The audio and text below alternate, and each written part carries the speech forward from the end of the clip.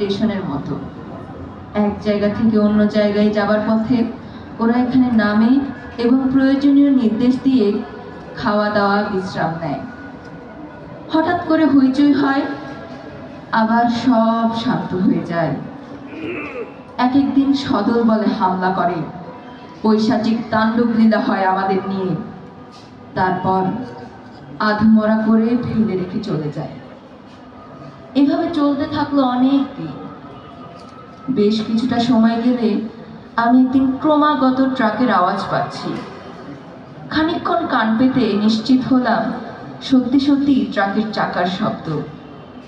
একটু পরেই ভেতরে অনেক লোকের চলাফেরার ধূপধাপ শব্দ শুনতে পেলাম, কিন্তু আগের মতো হট্টগোল নেই। সবাই যেন বেশ সংযত আচরণ করছে। আমি বীরাঙ্গনা বলছি। আমি ৭১-এর মিলিটারি ক্যাম্প থেকে বলছি। হে বাঙালি, চোখের সামনে ধর্ষণের আর্তনাদে তোমাদের জন্য আমার কণ্ঠস্বরের অস্ফুট হুঁশিয়ারি বাণী মিলিয়ে গিয়েছিল সেদিন। যুবতীর বিবস্ত্র দেহে হিংস্রতার দাগ, সেই কলঙ্কে বাংলার সীমারেখা অঙ্কিত হলো আমার চোখের সামনে। বেয়নেটের খোঁচায় খোকাকে খেলো শকুনের দল, হাত পা বেঁধে খোকাকে বাবাকে ফেলে রাখলো ঘরের এক কোণে। আমার দুর্বল বিবস্ত্র দেহের উপর হুমড়ে পড়া পাক সেনা। আমি তখনও বলেছিলাম আমি বীরাঙ্গনা।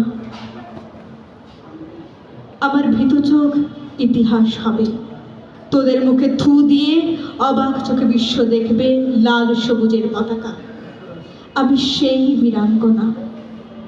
১৩ বছরের ধর্ষিতা কিশোরীর রক্তের কসম করে বলছি, এই দেশের মাটির ঘ্রাণে গাংচিল নেমে আসবে মধুমতির তীরে। ক্ষুধার্ত কুমার কুমারীও মাটির গন্ধ ভুলতে পারে না। খোকার অপলক নয়ন প্রকৃতির যৌবন দেখবে বলে বসন্ত আসে। স্বাধীন সুরে ডেকে যায় কোকিল। বাঙালি মানুষ বলে অতিথি পাখির অভয়ারণ্য বাংলাদেশ। আমি ইতিহাসের পাতা থেকে নয়, আমার হৃদয়ের ডায়েরিতে বুকের তাজা রক্তে লেখা মহান স্বাধীনতা যুদ্ধের কথা বলছি। আমি বীরাঙ্গনা বীরশ্রেষ্ঠ সন্তানের মা বলছি। ৮৫ দশর হুঁশিয়ার, বাঙালি রত্নগর্ভা জননীর সুঠামদেহী হামিদুর রহমান মরে নাই। মায়ের আঁচলেতে আঁকা মানচিত্রে ওরা উদ্ভাসিত। ওরা এখনো যুবক, প্রশিক্ষিত দুরন্ত বীরের মাঝে লুকিয়ে থাকে গেরিলা হয়ে তোর কলিজা ছিঁড়ে নেবে এক ঝটিকায়। দুরন্ত কিশোরীর উড়ন্ত বেদির আঘাতে ভেঙে যাবে তোর পাঁজরের হাড়। পতাকার পথ পথ শব্দে শুনবি স্টেন গানের আওয়াজ। আমি বীরাঙ্গনা বলছি, পালিয়ে যা শুকরের দল, পালিয়ে যা। আর শেষবারের মতো দেখে যা ঝাঁঝরা বুকে পিতা মুজিব দাঁড়িয়ে, সাথে ৩০,০০০ বীরাঙ্গনা, আর আমি সুফিয়া।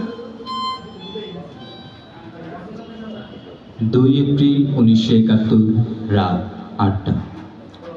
গতরাতে জিঞ্জিরায় জমা অসহায় ঘরহীন নরনারীর উপর বোমা বেয়নেট গুলি বর্ষিত হয়। মিল ও কিছু কারখানা আগুনে পুড়িয়ে দেওয়া হয়েছে। আজ সকাল ৫:৩০ থেকে ৬টা পর্যন্ত ঢাকায় কামান গুলির শব্দ শোনা গেছে।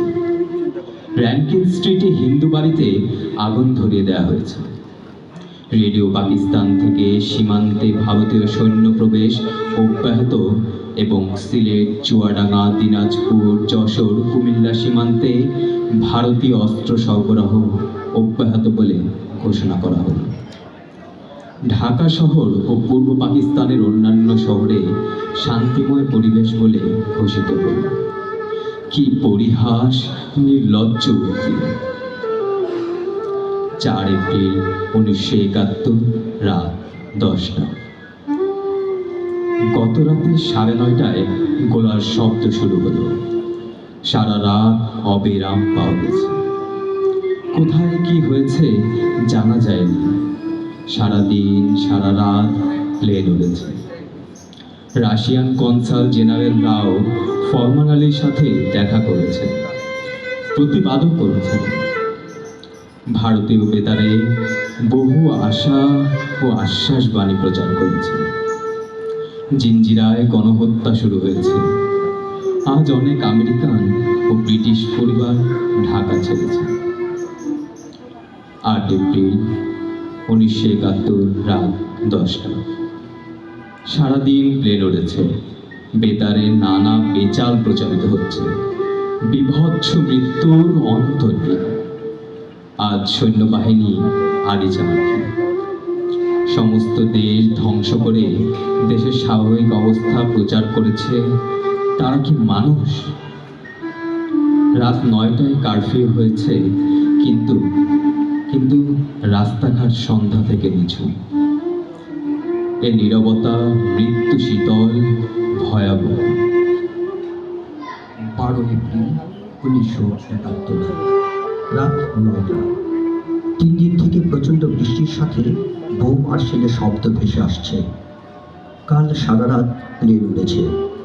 বেতারে খবর পাওয়া গেল শিলাইদহে রবীন্দ্রনাথের কুঠি বাড়িতেও বোমা ফেলেছে।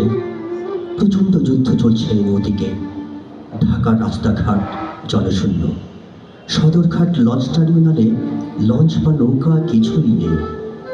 শহর ছেড়ে অসহায় গ্রামবাসীদের ধ্বংস করার জন্য ঢাকায় সামরিক অত্যাচার খুব বেশি শোনা যাচ্ছে না। তবে অনেক প্রসিদ্ধ নাগরিক ও ব্যবসায়ীদের ধরপাকড়ের কথা শোনা যাচ্ছে। সঠিক কোনো খবর নেই। 19 এপ্রিল 1971 রাত 10টা। ব্রাহ্মণবাড়িয়া, টাঙ্গাইল ও ঢাকার উপকণ্ঠে প্রচণ্ড গোলাগুলি হচ্ছে। গত রাতেও মিরপুরে আগুন ধরিয়েছে।